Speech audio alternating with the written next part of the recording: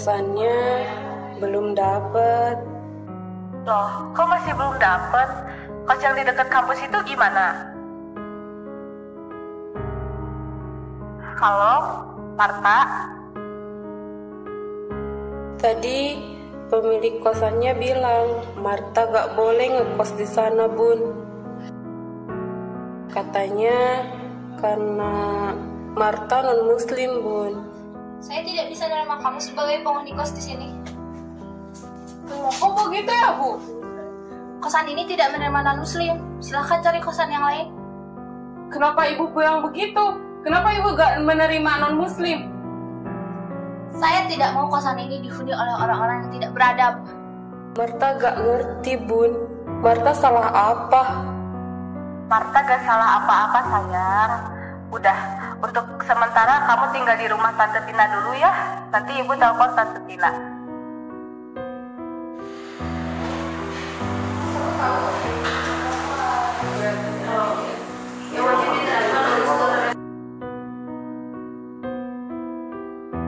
Woi, lamun aja, kenapa mules? Tak, kenapa sih serius nanya loh? Kemarin aku habis nyari kosan. Terus gimana? Bukannya dapat kosan, malah dapat penghinaan. Hah? Maksudnya gimana? Kamu bayangin, aku udah nemu kosan deket sama kampus. Harganya terjangkau, khusus perempuan pula. Tapi nggak diterima karena aku bukan seorang muslim. Serius? Kok gitu? Jadi kamu nggak diterima karena kamu non-muslim? Serius, pas aku tanya kenapa ibunya nggak nerima non-muslim, katanya takut aku bawa pengaruh buruk ke kosannya itu, disebut nggak beradab pula. Tak, sabar ya. Mungkin ini cobaan anak rantau. Aku paham, Sa. Cuman kaget aja, ternyata masih ada ya diskriminasi kayak gitu. Halo semua.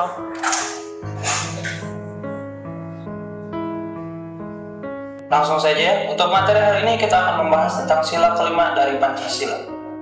Apa itu sila kelima dari Pancasila?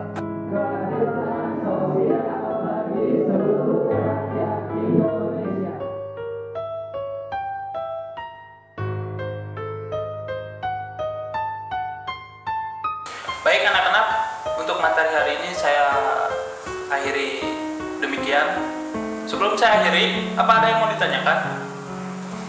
Akhirnya beres juga. Besok. Izin Pak, saya ingin bertanya. Keadilan sosial bagi seluruh rakyat Indonesia, menurut saya tidak terwujud di Indonesia, Pak. Di mana letak keadilan apabila seseorang dilarang untuk menggunakan fasilitas yang ada hanya karena orang itu berbeda agama?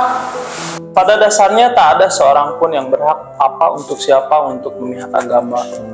Bisa kamu jelaskan kenapa kamu berkata demikian? Beberapa hari yang lalu saya sempat mencari kosan dekat kampus. Bukannya kosan yang saya dapat, malah penghinaan yang kejam dari sang pemilik kos. Hanya karena saya seorang non-muslim, saya dianggap tidak beradab dan akan memberi pengaruh buruk untuk kosannya. Saya dicap sebagai seseorang dengan pergaulan yang tak tahu batas. Saya dianggap sebagai manusia yang tak beradab dan tak tahu tata krama. Hanya karena saya seorang non-muslim, Pak. Sebelumnya, saya izin berpendapat, Pak. Saya paham maksud dari sang pemilik kos berkata demikian. Maksud dari sang pemilik kos itu bagus dan dapat dipahami. Mungkin sang pemilik kos berniat untuk menjaga syariat Islam. Pada dasarnya, kosan tersebut dikhususkan untuk seorang muslim saja. Seharusnya Marta bertanya terlebih dahulu soal itu.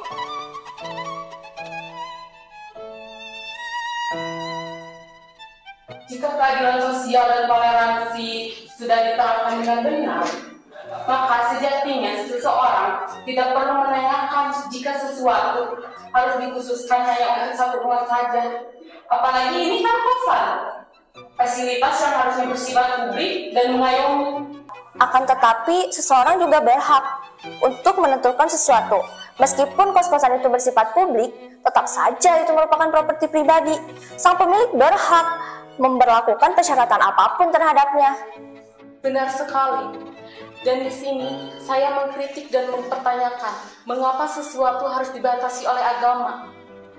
Semua agama tidak mengajarkan umatnya untuk berbuat kejahatan. Apa pantas saya dicap sebagai orang yang tak beradab hanya karena kita tidak memiliki Tuhan yang sama? Saya tidak membenarkan yang dikatakan oleh sang pemilik kos. Yang ingin saya tegaskan di sini, saya paham yang ingin dilakukan sang pemilik kos. Dengan berkata demikian, mungkin memang cara berbicara beliau seperti itu, belak-belakan dan tidak karuan. Bagaimanapun, yang disampaikan oleh pemilik kos tersebut adalah sebuah penghinaan untuk Marta. Dan juga secara tidak langsung untuk umat non-muslim lainnya. Kalau saya setuju sama Bella, kosan itu kan merupakan sebuah properti pribadi dari media usaha. Sang pemilik berhak dong mau melakukan apa saja, mau khusus muslim ke, mau yang non-muslim ke. Kita tak dapat memandang dari satu sudut pandang saja. Ada juga kok kos-kosan yang khusus non-muslim, kenapa kamu gak cari yang begitu aja? Sekali lagi, saya tegaskan, di sini saya tidak membela sang pemilik kos. Tapi yang ingin saya katakan, saya paham maksud beliau. Menurut saya, malah ini bukan masalah besar jika Marta tidak terlalu sensitif dan bisa menalar perkataan itu. Maksudnya, saya harus diam dan terima dikatain tidak berani. Hidup ini memang kasar dan kejam, seharusnya kamu membiasakan diri dengan caci maki, atau kamu tidak akan pernah bisa bertahan. Hidup akan terus kasar dan kejam jika kita tidak bisa merubahnya. Jika agamamu yang diperlakukan seperti itu, maka kamu akan merasakan hal yang sama seperti saya. Saya sebagai umat muslim pun tidak terima dikatai tidak beradab. Terlebih lagi, ini kan konteksnya tentang mencari kosan. Toh, juga tidak berpengaruh apa-apa. Mau Marta sensitif atau tidak, seharusnya diskriminasi dapat dihilangkan. Bagaimana caranya? Ya dimulai dengan hal-hal seperti ini. Kesadaran masyarakat terhadap toleransi beragama. Kalian ini seolah-olah mampu membawa perubahan besar hanya satu masalah kecil, masalah pribadi pula. Hanya karena Marta bertemu dengan pemilik kos seperti itu bukan berarti semuanya bisa seperti itu juga kali.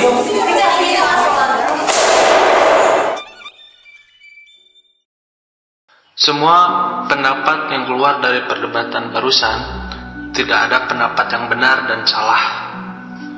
Dengar, yang menjadi isu utama adalah perlakuan tidak menyenangkan yang dialami Marta karena statusnya sebagai non-muslim.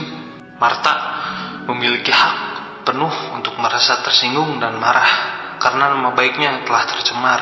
Akan tetapi, Marta, kamu juga harus bisa melihat sesuatu dari sudut pandang lainnya ya. Coba kamu posisikan diri kamu di posisi si pemilik kos. Mungkin sang pemilik kos memiliki alasan tersendiri kenapa beliau sampai menjadi seperti itu, bersikap kepada kamu atau orang-orang non-muslim. Dan kamu Bella, kamu tidak bisa meremehkan masalah seseorang.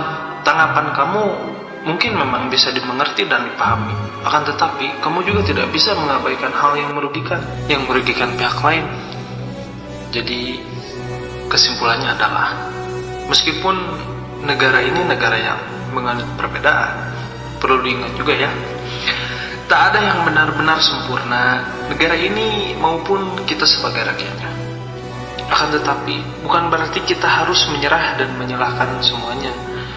Justru, karena kita tahu negara ini tidak sempurna, kita harus lebih besar dan sadar akan motivasi untuk membuatnya lebih baik.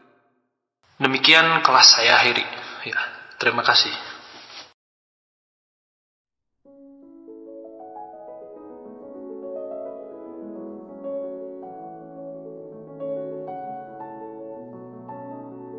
Boleh duduk di sini nggak? Bebas.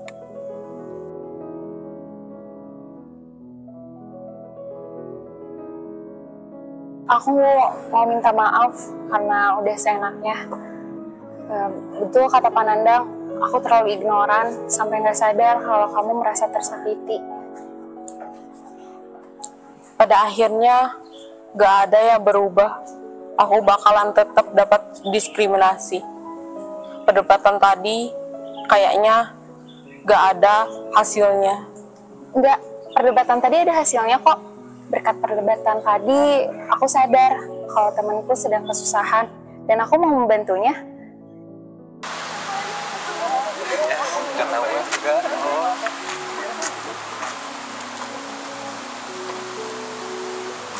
Kalian di sini dicariin juga. Kalian cepet banget baikannya.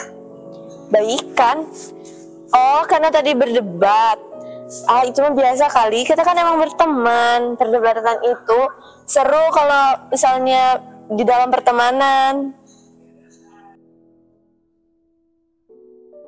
Tak, malahan sekarang kita jadi tahu kalau kamu lagi kesulitan, lagi nyari kos kan? Kebetulan pamanku punya kos khusus cewek di sini nih.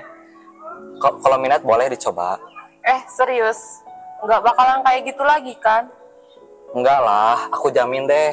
Penghuni di sana juga banyak yang non-muslim kok. Damai-damai aja tuh. Terus kenapa tadi kamu ikut berdebat? Pengen aja, seru soalnya. Hehe. Meskipun ujung-ujungnya kena pandang. Nah, kalau itu di luar perkiraan. Dah, sekarang kan udah baikan. Ini kita bahas aja yuk. Yuk. Ayo.